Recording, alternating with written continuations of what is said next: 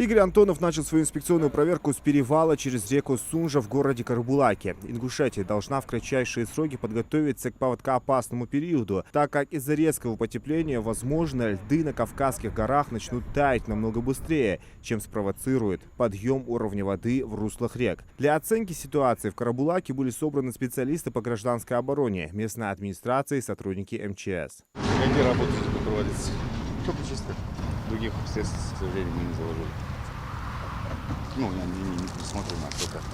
В Карабулаке выделены две территории возможного подтопления. Это улица Промысловая и Заречная. Опасные зоны находятся рядом с мостами. И по всей протяженности реки насчитывается около 200 домовладений, которые попадают в зону риска.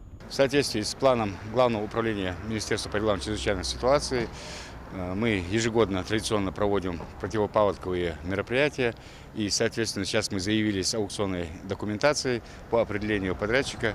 Эти работы будут начаты. Основной причиной паводков и наводнений является низкая пропускная способность русел во время таяния льдов в горах и проливных дождей. Прибрежные полосы рек постепенно забиваются мусором и деревьями, растущими близ прибрежной зоны. В селении Троицкой Игорь Антонов обнаружил проблему с забитостью илом пропускного канала с дамбой, который в случае паводка должен снизить нагрузку на русло реки Сунжа. Вам уже сейчас мероприятие надо провести, а здесь вообще ничего не проводилось. Все опирается на Ну где вот сейчас? берег укрепительный работ, чтобы делать, я же говорю, большие средства. 17 марта сегодня. Когда будут делать все? Заместитель председателя правительства поручил срочно разработать план по недопущению выхода воды из канала во время паводков, так как в зоне риска окажется около 130 домовладений. Много специалистов, которые уже там в этой области на работе.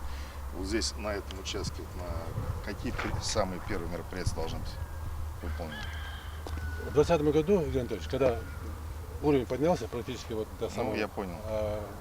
Мы вызвали солдат, длительно была торговая администрация, они начали мешки с песком выгружать и сюда складывать, чтобы поднять немножко уровень этой дамбы.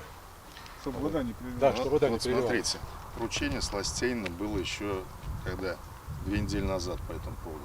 Подготовить мешки с песком как раз Да, именно было. по этому месту. Было. Что-нибудь сделано, нет? Пока нет. Так, ну, мешки с песком – это не такое дорогостоящее Да, мероприятие. это там же срок Да. еще есть, да? Там До время 10 есть, да, апреля. до 10 апреля. Вот это мероприятие вы должны подготовить в любом случае. На сегодняшний день паводковая обстановка в республике нормальная. Уровень воды ниже опасных отметок, однако ситуация может измениться в любое время. Глава региона поручил всем ответственным органам держать этот вопрос под контролем, чтобы не допустить критической ситуации.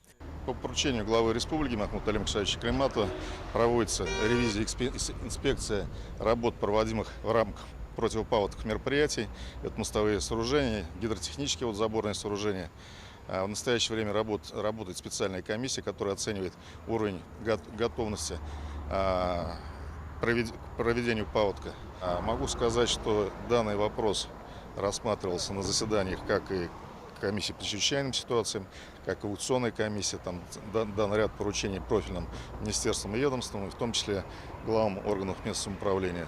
Внимание уделяется максимальное, потому что мы понимаем, что вот проведение противопаводковых мероприятий – это защита населения, защита имущества. Это основная задача нашей республики и его руководства. Для контроля за гидрологической обстановкой в республике подготовлены стационарные гидропосты на реке Сунжа в Карабулаке и на Ассе в селении Мужичи, а также 5 временных постов, выставляемых органами местного самоуправления при возникновении неблагоприятных погодных условий. Мониторинг уровня реки проводится с помощью измерительного комплекса Эмерсит-М, предназначенного для дистанционного контроля на реке Сунжа в городе Карабулаке и в сельском поселении Троицкое. Также предусмотрено использование беспилотных летательных аппаратов Главного управления МЧС России по Ингушетии. В общем, делается все, чтобы гидрологическая обстановка в регионе в весенний период прошла без последствий. Зелимхан Калоев, Адым Гулоев, Султан Магушков, Магаз 24.